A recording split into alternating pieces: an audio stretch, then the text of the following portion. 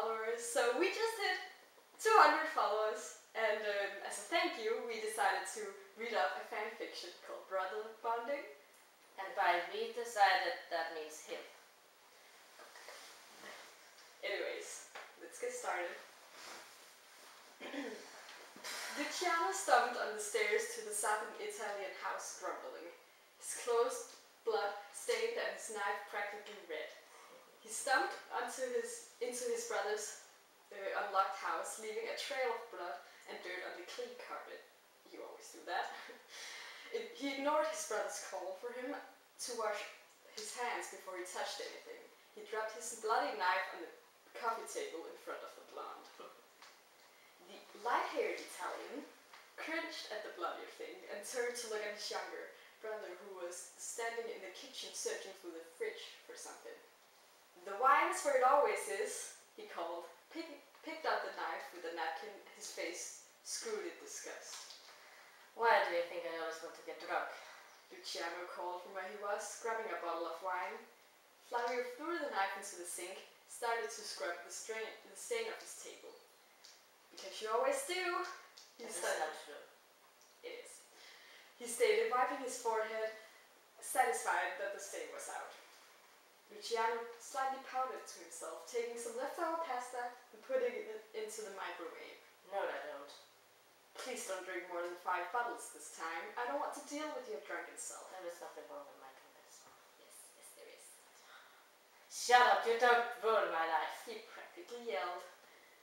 Flavio looked over at the bloody dirt trail his brother had made and pursed his lips unhappily, walking into the kitchen. "Take off your shoes." No, that I find where they are. The younger teased, earning a comical, kind of ugly squinted glare from Flavio, making the other snort, trying to hold back laughter. What are you doing? You look like you smell something terrible. The older nation crossed his arms. "I have smelled something terrible. Your manners are a horrible smell of dirt and dried blood." Luciano frowned as he took his food from the microwave and did a mock bow, his voice filling with sarcasm as he remarked in a snide tone. "I'm sorry, Your Highness."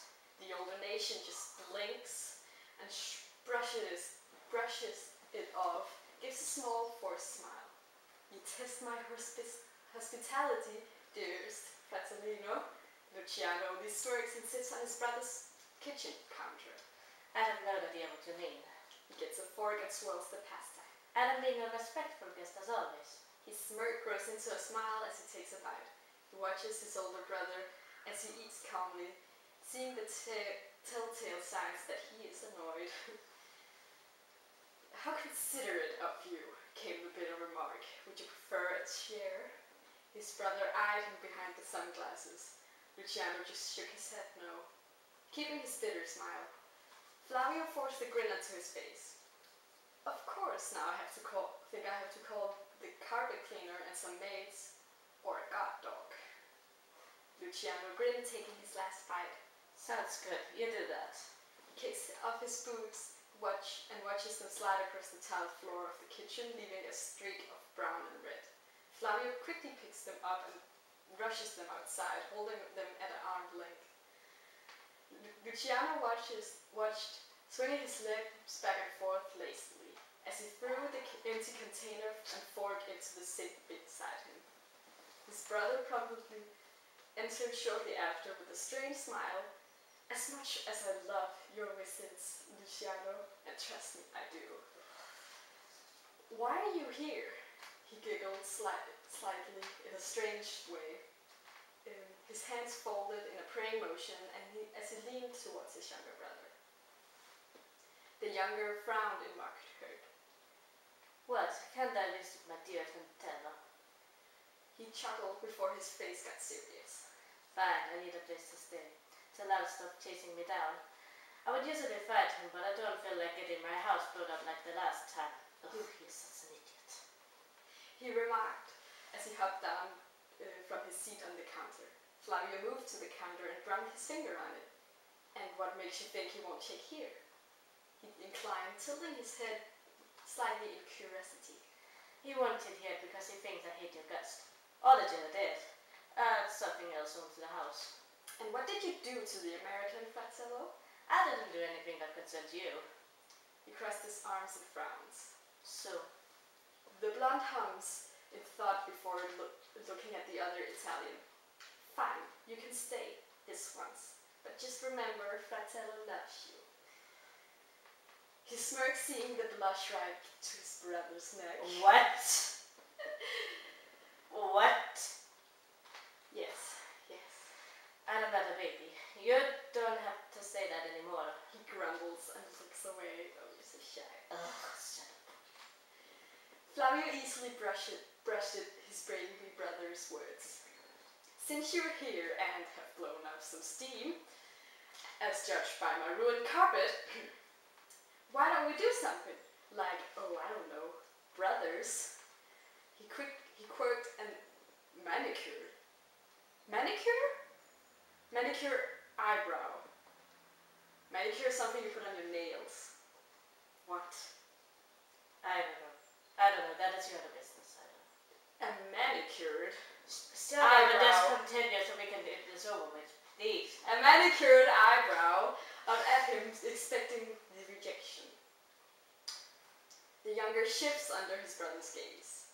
And what do you have in mind exactly? A smirk grew into the blonde's face. So, you are considering spending time with me? How wonderful. Luciano huffed and looked away. Well, I don't want to be an ungrateful guest. Flavio smiled and clapped his hands together.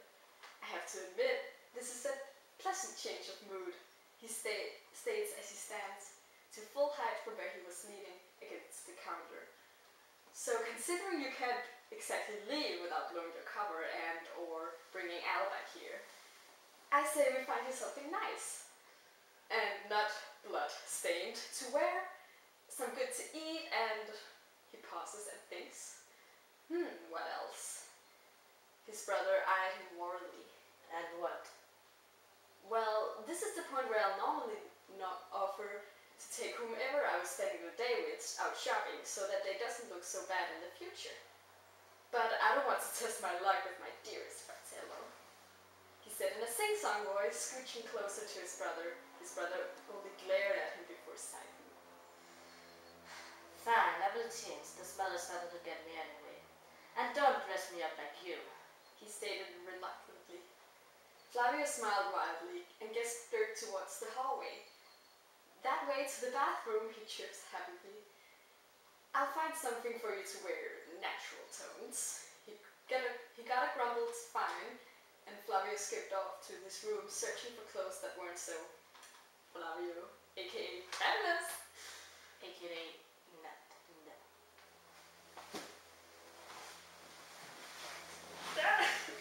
Okay. The younger Italian. You're not so happy I don't have a knife on that. Calm down. The younger Italian had gone into the bathroom. Get out away from me. Away from me.